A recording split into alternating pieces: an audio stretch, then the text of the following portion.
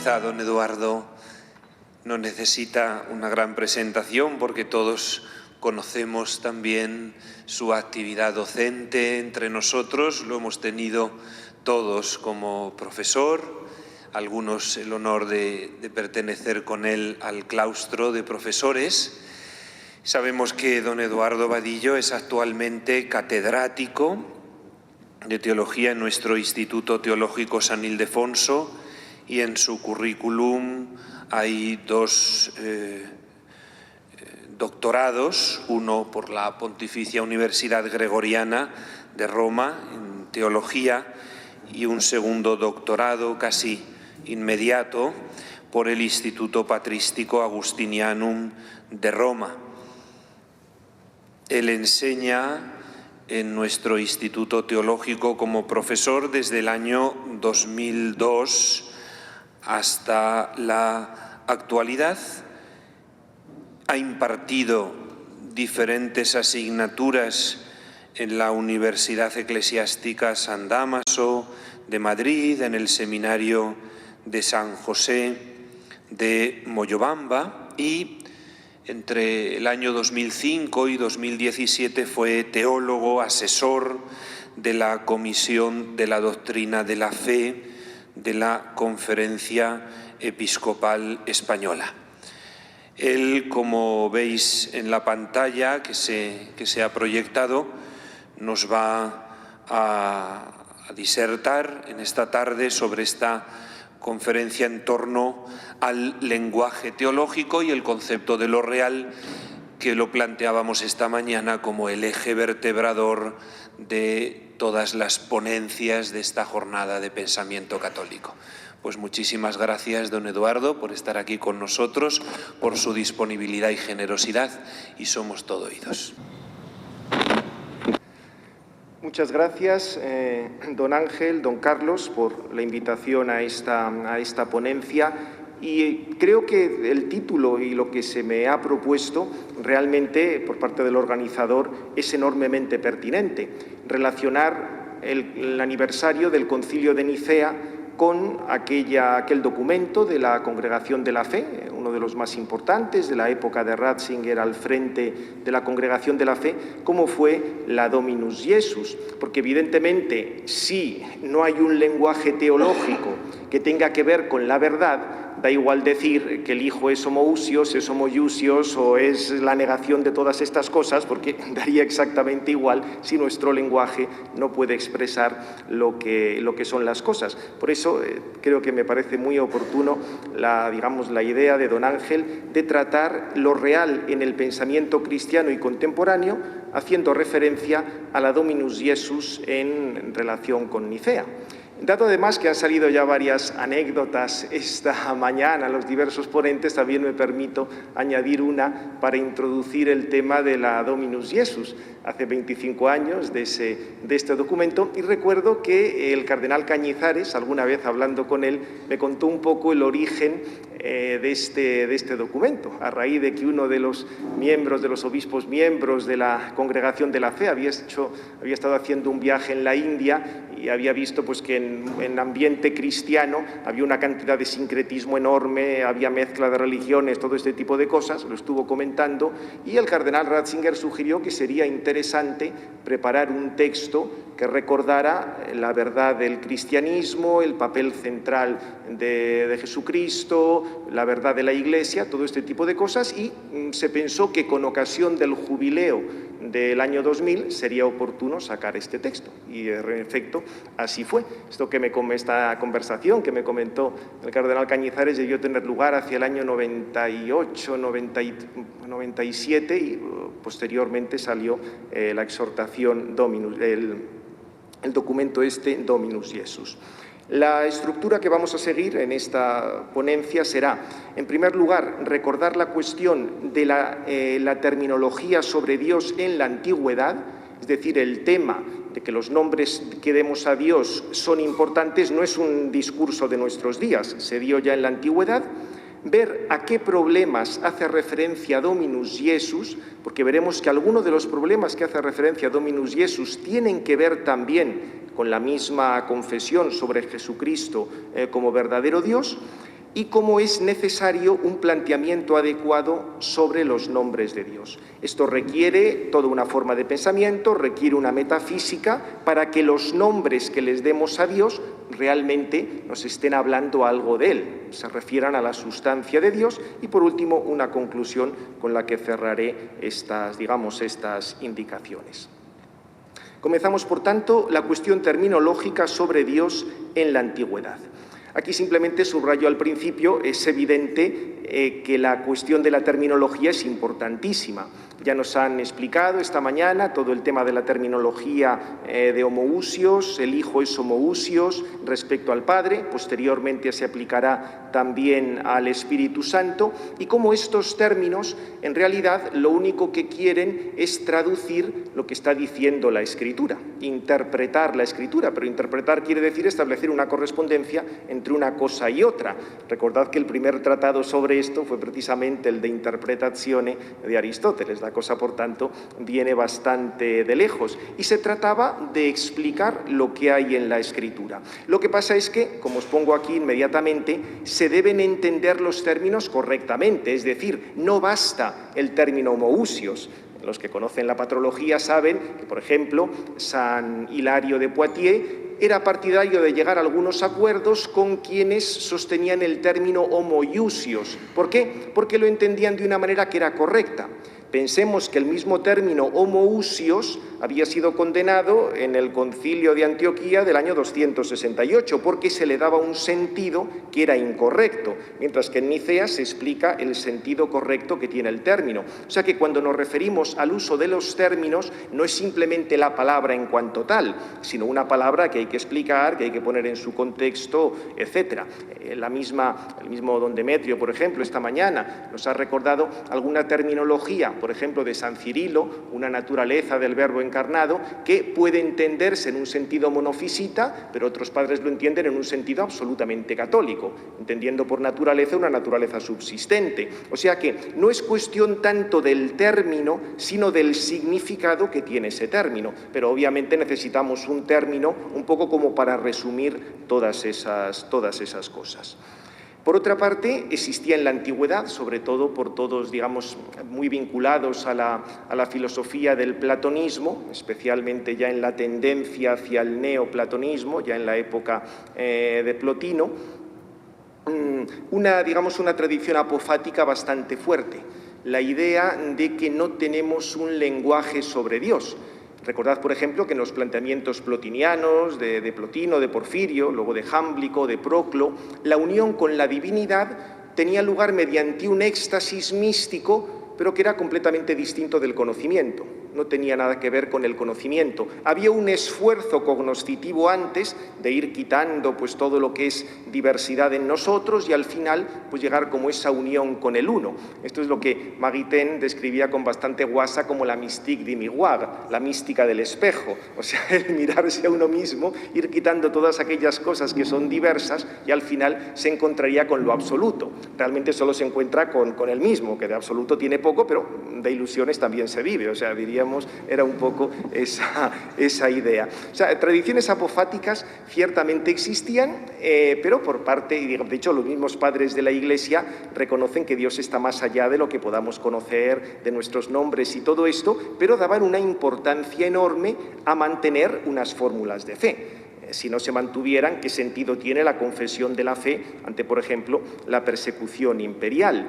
Y de hecho, en la misma época de Nicea, un poco después, uno de los grandes partidarios de Arrio, ya en la segunda generación del arrianismo, fue Eunomio, quien hacía también mucha fuerza en el tema de los nombres. Decía que el nombre inengendrado era la noción natural para significar a Dios. Y como Cristo no es inengendrado porque es engendrado, ya no podía ser Dios. Y explicaba que el nombre inengendrado es una noción natural y el resto de los conceptos procederían de la mera reflexión humana. Más o menos manejaba un poquitín la técnica lógica. De hecho, a Eunomio le llamaban el tecnólogo, o sea, el que tenía como el arte de manejar el logos. Obviamente, no es que hiciera grandes aportaciones a la lógica, pero digamos, se podía manejar un poquitín en ese campo. Recordáis ahí que básicamente la respuesta que dieron a este problema del nombre inengendrado, los padres, sobre todo los capadocios, aunque también San Hilario va un poco en esa línea, y luego sobre todo San Agustín, es distinguir entre términos absolutos y términos relativos.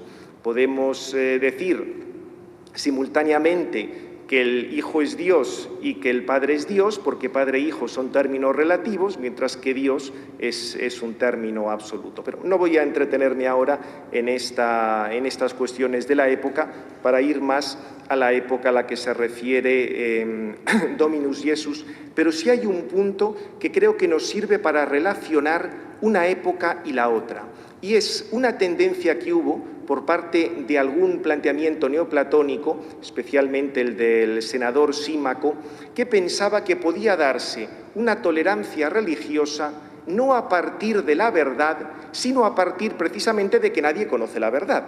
En el contexto del Ara de la Victoria, que estaba en el Senado romano, había sido retirada ya por alguno de los emperadores cristianos, y Símaco pidió a Graciano que la volviera a poner.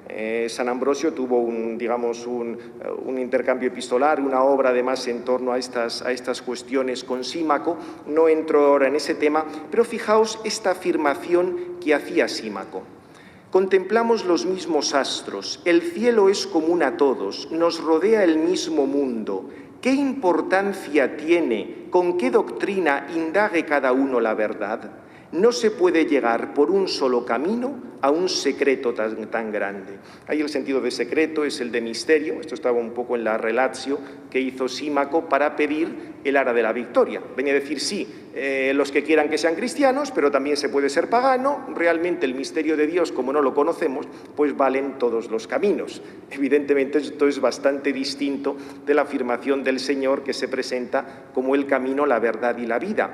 Pero ya nos introduce en un modo de acercarnos al misterio de Dios, que era además muy característico del neoplatonismo, es decir, de este paso de lo que había sido el medio platonismo al Platón de las ideas no escritas, tal como lo desarrolló primero Ammonio Sacas y luego sobre todo Plotino, de tal manera que del uno, el misterio último, no podemos decir absolutamente nada. Por tanto, cualquier camino que haya para acercarnos podría ser bueno, y por tanto en el Senado se podía tener también la estatua de la diosa Victoria, no había ningún problema aunque el emperador fuera cristiano. Diríamos una cuestión de sincretismo, pero un sincretismo basado en una forma muy concreta de plantear el conocimiento. Y es que si uno es platónico diríamos en general, sobre todo neoplatónico, al principio último no se puede llegar. No hay manera de poder decir nada acerca de él. Bien, esto ya digo lo que quería subrayar respecto a la antigüedad. Pero pasamos ahora a la época a la que se refiere la Dominus Iesus, hace unos 25 años.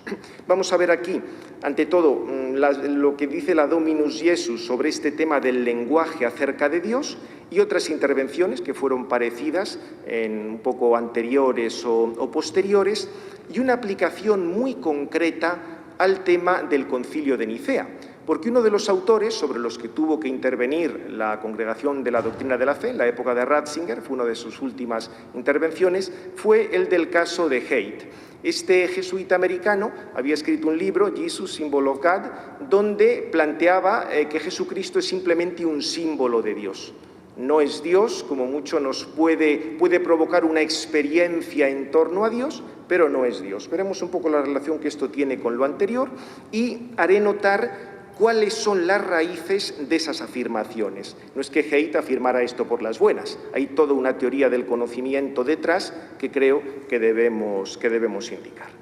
Bien, pues lo primero, el punto más interesante de este documento de Dominus Iesus, porque habla de otras muchas cosas, habla también de la unicidad salvífica de Cristo, del tema de la unicidad de la Iglesia, o sea, son el valor de las otras religiones, cuestión de la inspiración de la Escritura, o sea, salen toda una serie de textos, pero el que nos interesa es este que está en el número 6. La verdad acerca de Dios no podría ser acogida y manifestada en su globalidad y plenitud por ninguna religión histórica, Por lo tanto, tampoco por el cristianismo, ni siquiera por Jesucristo. Aquí, digamos, Dominus Iesus está advirtiendo de un problema que hay en la época. Y explica luego Dominus Iesus: la verdad sobre Dios no es abolida o reducida porque sea dicha en lenguaje humano. O sea, el hecho de que utilicemos un lenguaje humano no elimina la verdad acerca de Dios. Explicaremos luego cómo hay que entender esto, pero creo que la afirmación es clarísima. Posteriormente indica luego que Jesucristo, en su naturaleza humana, ha empleado estas palabras, nos ha transmitido la verdad del Padre, no hace falta completarlo con otras cosas, pero la idea fundamental es esta: la verdad sobre Dios no es abolida o reducida porque sea dicha en lenguaje humano, y esto se contrapone a una afirmación difundida que es la que antes ha criticado. La verdad acerca de Dios no podría ser acogida y manifestada en su globalidad y plenitud por ninguna religión histórica. Bien, lo que pasa es que este problema que apunta la Dominus Iesus en el año 2000 no era ni muchísimo menos nuevo. Podríamos buscar antecedentes ya en la crisis modernista, en otros momentos del siglo XX, pero desde el punto de vista de la misma Congregación de la Fe, en el año 66, inmediatamente después del Vaticano II, el cardenal Ottaviani envió una carta a las conferencias episcopales haciendo referencia a una serie de problemas que estaban en el ambiente y sobre los cuales tenían que vigilar. Como hemos visto, no vigilaron demasiado porque hubo luego que repetirlo con la Dominus Iesus. Pero fijaos lo que decía ya Ottaviani en el 66. Por lo que se refiere a la doctrina de la fe, se dice que las fórmulas dogmáticas están sometidas a una evolución histórica hasta el punto de que el sentido objetivo de las mismas sufre un cambio. Y un poco de tiempo después, con todo lo referente al catecismo holandés, la intervención de la Santa Sede volvió a decir cosas muy parecidas. El texto más interesante, de todos modos, respecto a esto, fue otro documento de la Congregación, Mysterium Ecclesiae. Es otro de los más importantes que ha sacado nunca Doctrina de la Fe. Desde luego estos dos, tanto Dominus Iesus como Mysterium Ecclesiae, son importantísimos. En Mysterium Ecclesiae se habla también del tema de que la Iglesia de Cristo permanece en la Iglesia Católica, alguna cuestión sobre el sacerdocio ministerial y su distinción con el sacerdocio común, pero sobre todo se habla del valor de las fórmulas de fe. Y de esta instrucción, el párrafo central, que como veis es prácticamente lo mismo que el de la Dominus Iesus, es el siguiente: el significado mismo de las fórmulas dogmáticas es siempre verdadero y coherente consigo mismo dentro de la Iglesia, aunque pueda ser aclarado más y más comprendido. Es decir, las fórmulas dogmáticas son adecuadas, son verdaderas, por supuesto que hay que explicarlas, se pueden tratar de comprender mejor, pero no se puede negar su valor.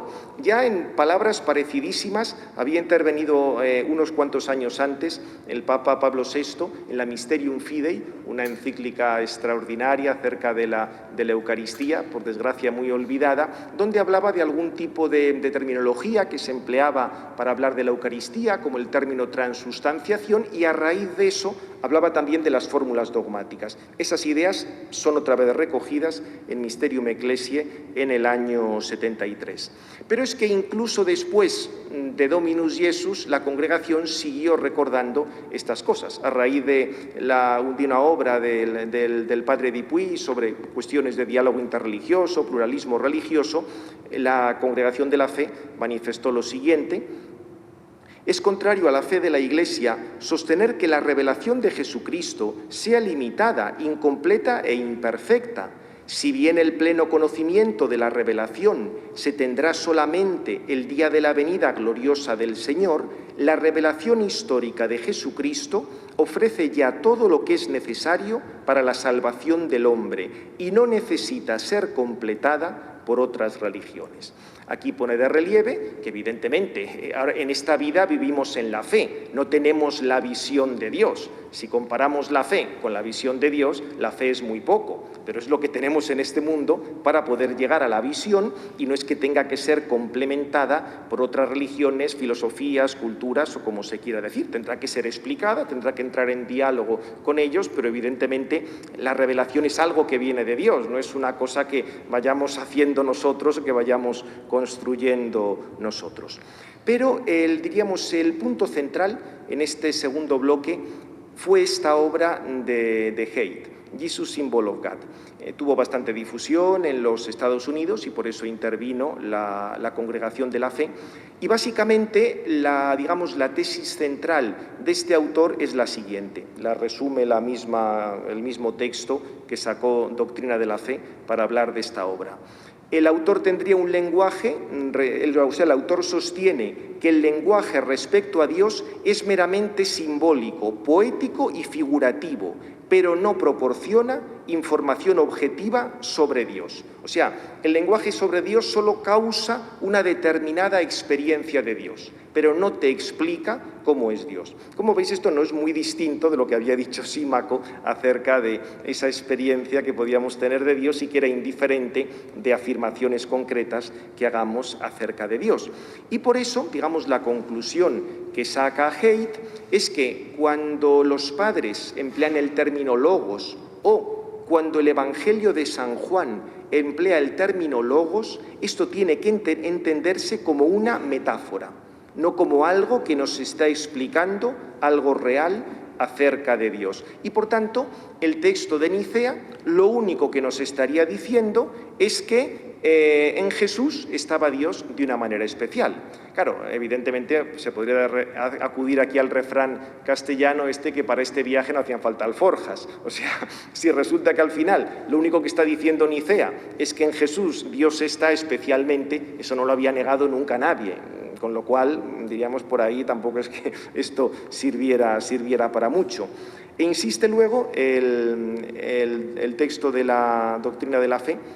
La opción epistemológica de la teoría del símbolo, tal como la entiende el autor, mina en su base el dogma cristológico, que desde el Nuevo Testamento proclama que Jesús de Nazaret es la persona del Hijo, Verbo de Dios, hecho hombre. O sea que, por tanto, aquí pone el dedo en la llaga la congregación. Si no tenemos un lenguaje adecuado acerca de Dios y no podemos explicar que nuestro lenguaje habla de Dios, pues todas las discusiones de Nicea, todo lo mismo que explica el Nuevo Testamento sobre Cristo, caería por su propia base. O sea que por eso es lógico esta intervención tan fuerte de la Congregación de la Doctrina de la Fe respecto a esta obra de Haidt. Incluso, continúa después, para Haidt no es aceptable emplear la Escritura como una fuente de información directamente representativa de hechos o datos objetivos acerca de la realidad trascendente. Es decir, ni siquiera la Escritura nos puede informar de cómo es Dios. Simplemente causa una experiencia de lo divino. Y en ese sentido, el autor insiste en que Jesucristo es un símbolo concreto para mediar la presencia de Dios en la historia. Hay presencia de Dios en la historia de muchas maneras, pues una sería a través de Jesús de Nazaret. Pero no es que sus palabras o sus hechos nos ayuden a conocer cómo es Dios en sí mismo. Sería simplemente un símbolo para suscitar esa experiencia de Dios, que por supuesto es compatible pues, con afirmaciones de otras religiones, de otras filosofías o de cualquier otra cosa parecida. Bien, esto es un poco, digamos, las observaciones que hizo a esta obra de Haidt. Pero claro, la cuestión está Haidt en quien se apoya. Si se lee la obra de Haidt, y antes la obra que me he referido antes de Dupuy, el gran autor que tienen siempre de fondo es Karl Rahner. Y es perfectamente lógico. El mismo Rahner tiene también algún artículo sobre el tema de la noción de símbolo que va mucho en esa línea.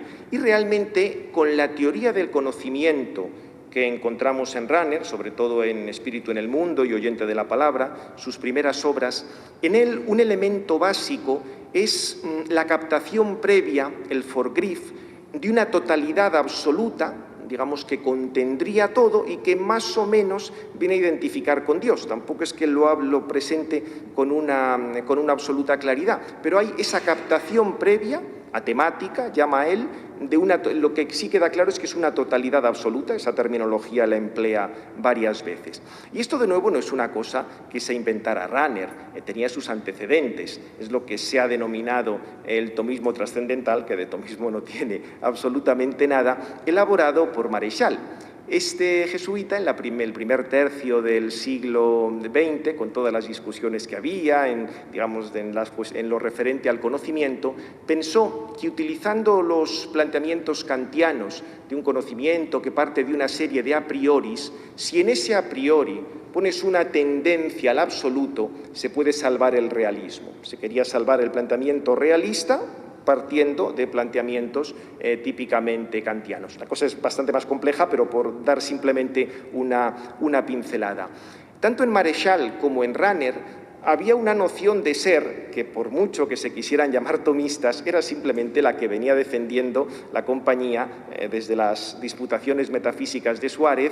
Era una noción de ente muy parecida de la de Escoto, que aunque hablaban de una analogía de atribución, realmente era algo que tendía a la univocidad, el ente entendido de una única manera, ente que abarca tanto Dios como la criatura. Recordad que para Santo Tomás, por ejemplo, Dios nunca entra en el objeto de la metafísica. Dios es causa del objeto de la metafísica, pero Dios no está en el objeto de la metafísica, está más allá, marca mucho mejor su trascendencia. Estos autores, con la construcción esta del Forgriff, que además, ya digo, tiene muchas raíces. Está por una parte esta raíz que proviene de Mareschal, pero a Rahner también le viene por el filósofo alemán Heidegger, de quien él dependía tanto, que a su vez la toma de Husserl. Husserl también tenía este planteamiento de que habría como una captación previa de algo para poder lograr un conocimiento universal. La conclusión de todo esto es que para Rahner, y esto lo dice él explícitamente, cuando hablamos de analogía, lo que queremos decir es que se presenta un enunciado e inmediatamente hay que retirarlo. Con lo cual, cualquier afirmación que hagamos sobre Dios inmediatamente tiene que ser retirada. Con lo cual, lo único que nos quedaría sería una cierta experiencia de lo absoluto misterioso, pero no tendríamos afirmaciones concretas acerca de Dios. Claro, la cosa es enormemente llamativa, porque Rahner viene a decir incluso que este misterio absoluto que es Dios sigue siendo un misterio en la visión beatífica.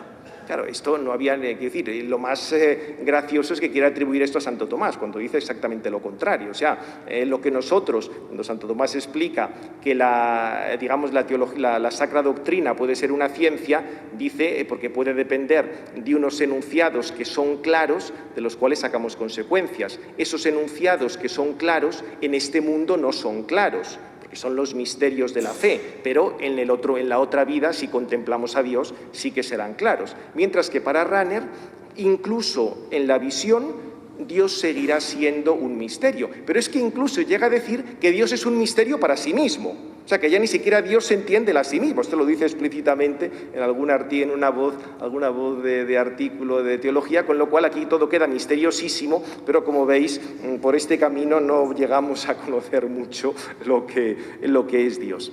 Más allá, digamos, de todas las explicaciones que va dando Rahner, porque, digamos, tiene una cantidad, digamos, aquello es como un desbordarse de palabras y de términos, sobre todo en alemán todavía suena más complejo. A veces decía que con cierta guasa algún alumno que le pedía algún artículo, es que esto no lo entiendo bien, dice, lea mejor la traducción francesa, que a lo mejor con eso no entiende, digamos. Ahí es una acumulación de palabras, pero dejando aparte todo ese tema, digamos, de la acumulación de palabras, hay un problema de fondo del cual es imposible salir en esta cosa que han llamado el tomismo trascendental, y es que si se concibe el absoluto como una totalidad con partes, es imposible evitar las antinomias. Y esto no hay manera de salir de este problema por muchas palabras que se quieran poner, por mucho almíbar místico que se quiera poner, no. O sea, eso es una antinomia de la que no se puede salir. Un conjunto que pretenda ser absoluto, pero absoluto absolutamente, y que tenga partes dentro de él, acaba produciendo antinomias. Es decir, esto es una cosa que no se puede, o sea, después de todas las cuestiones de fundamentación de la matemática y de la aritmética a lo largo de los inicios del siglo XX, digamos, esto va a misa. O sea, es imposible que si tú tienes ese planteamiento de fundamentación no acabes generando antinomias. Generando antinomias, ¿qué quiere decir? Que puedes decir A y no A, y no hay manera de saber si es A o no A, porque tienes una afirmación y la contraria. Eso es una antinomia. Si el sistema quiere explicarse a sí mismo desde dentro y es un sistema cerrado, y si es absoluto tiene que ser cerrado, es imposible evitar las antinomias. Por eso, obviamente, claro, si tú tienes ese planteamiento, ese absoluto solo será un misterio. Y habrá que hacer, como decía Rahner, poner una proposición, el hijo es consustancial con el padre, e inmediatamente retirarla, porque tienes A y no A. Digamos, un sistema completamente dialéctico, desde dentro del cual no puedes hablar de la totalidad. Ya digo, esto, cualquiera que conozca mínimamente los teoremas de Gödel, tú no puedes hacer no hay una proposición decidible dentro del sistema que te defina cómo es el sistema. Ya digo, esto es una cuestión lógica, esto no es una cuestión de escuelas teológicas o de sensibilidades, no, esto es una cuestión que tiene que ver con la lógica.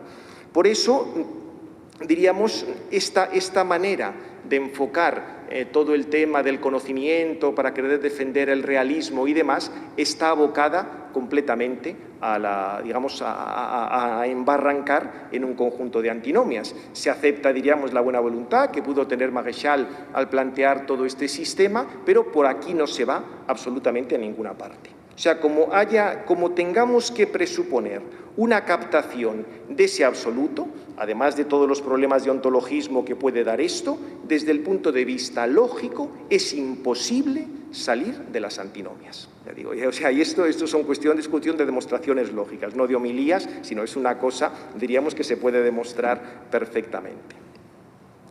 Bien, fijaos de hecho cómo termina, digamos, la conclusión que acaba sacando Rahner. El asentimiento absoluto, está refiriendo a la fe, quedaría limitado a la aceptación de la propia trascendentalidad sin objeto por parte del sujeto, aunque se la conciba como radicalizada por medio de la gracia hacia la inmediatez de Dios. O sea, podríamos buscar esa inmediatez de Dios, pero el asentimiento de fe no tendría contenidos concretos.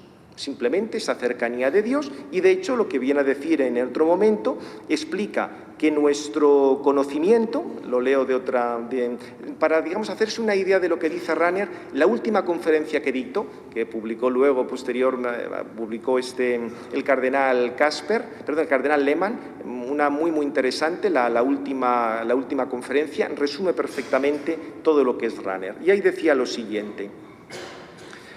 Hablando de las predicaciones acerca de Dios, semejante predicación se puede formular tan solo en forma legítima acerca de Dios cuando constantemente la retiramos a la vez, cuando mantenemos la inquietante suspensión entre el sí y el no como el verdadero y único punto firme de nuestro conocimiento, y de esta manera dejamos siempre que nuestros enunciados caigan en la silenciosa inefabilidad de Dios. Es decir, no podemos afirmar nada porque si afirmamos una cosa, inmediatamente tenemos que negarla. Y repito, si se parte de que hay una captación de una totalidad absoluta, de aquí no podemos salir. Es imposible. Es como pretender decir que en geometría euclídea los triángulos tienen más de 180 grados.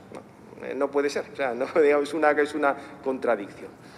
Esto lo que nos pone en la pista es que hace falta plantear el tema de los nombres de Dios de otra manera completamente distinta. Y aquí nos va a ayudar enormemente Santo Tomás. Para esto simplemente presento estos, digamos, 3 breves apartados.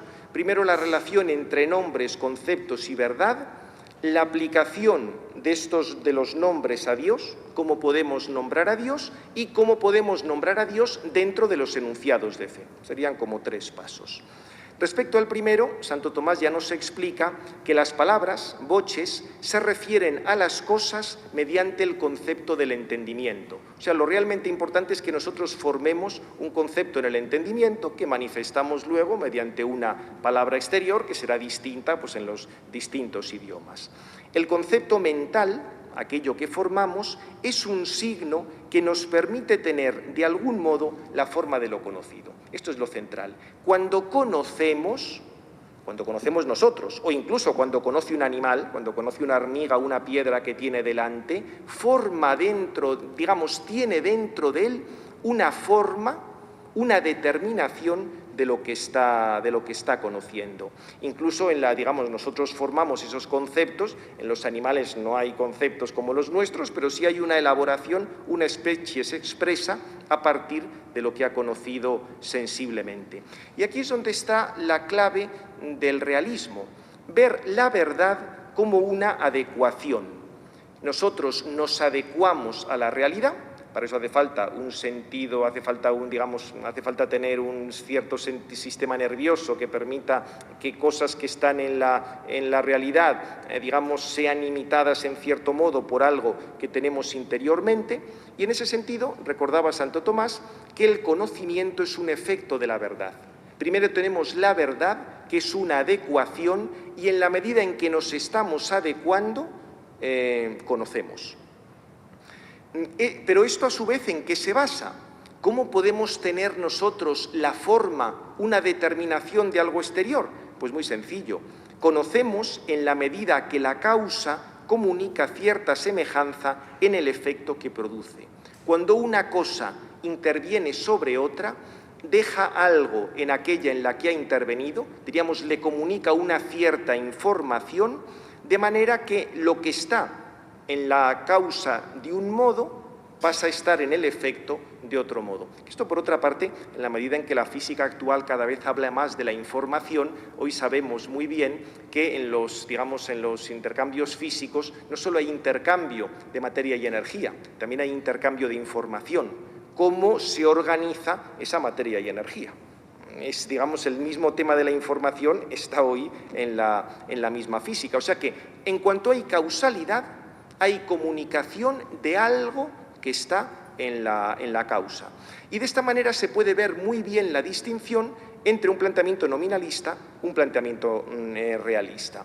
Para un planteamiento nominalista, los universales predicables, cualquier palabra que predicamos de manera universal, solo hacen referencia al lenguaje en el que aparecen, con lo cual la verdad de un enunciado depende solo de las reglas de ese lenguaje, no tiene nada que ver con la realidad.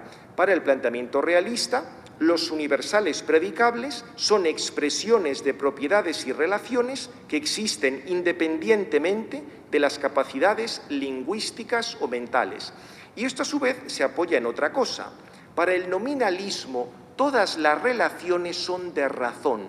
Solo existen eventos aislados, separados, y no podemos captar ningún vínculo entre ellos. Un poco el planteamiento de Hume sobre la causalidad. La negación de Hume de la causalidad es la misma que había hecho ya Nicolas de Autrecourt en el siglo XIV. Tan nominalista era uno como otro.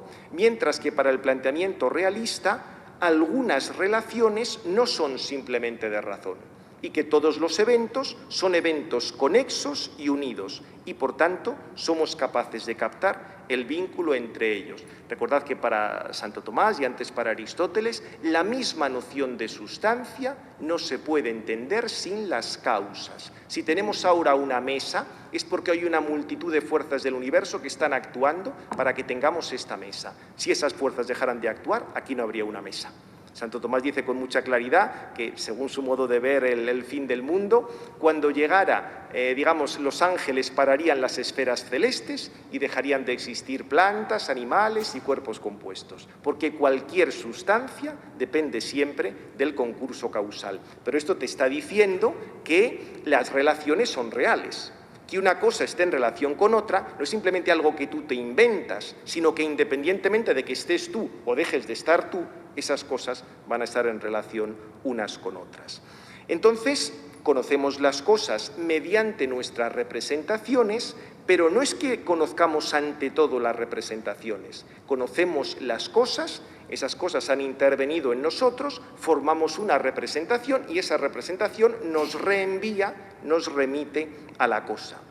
Lo que se ha llamado la posmodernidad, fijaos que en el fondo sería más bien una ultramodernidad, porque lo característico de la modernidad era ese planteamiento de que conocemos solo las representaciones, solo que como en un planteamiento luego kantiano y de la revolución científica, esas, digamos, representaciones obedecen pues a toda una estructura matemática que más o menos reflejaría lo que hay en el mundo, ¿qué más da que el mundo sea newtoniano o que mi cabeza sea newtoniana? En cualquier caso tengo unas representaciones que más o menos pues funcionan. Lo que pasa es que conforme se vio que este esquema no funcionaba, todo eso acabó cayendo en el nominalismo absoluto. Por eso ya digo que lo que se llama ultramodernidad, la deconstrucción, todo este tipo de cosas, es sacar estas cuestiones del nominalismo y llevarlas, digamos, a su extremo. No podemos conocer absolutamente nada, aquí no sabemos si esto es una mesa, esto es una jarra, o esto es un hombre, esto es una mujer, como aquella juez que iban a nombrar en el Tribunal Supremo de Estados Unidos, que le hacen la pregunta que definía cómo era una mujer, dice que no se podía definir lo que era una mujer, tampoco es tan complicado, pero claro, es un poco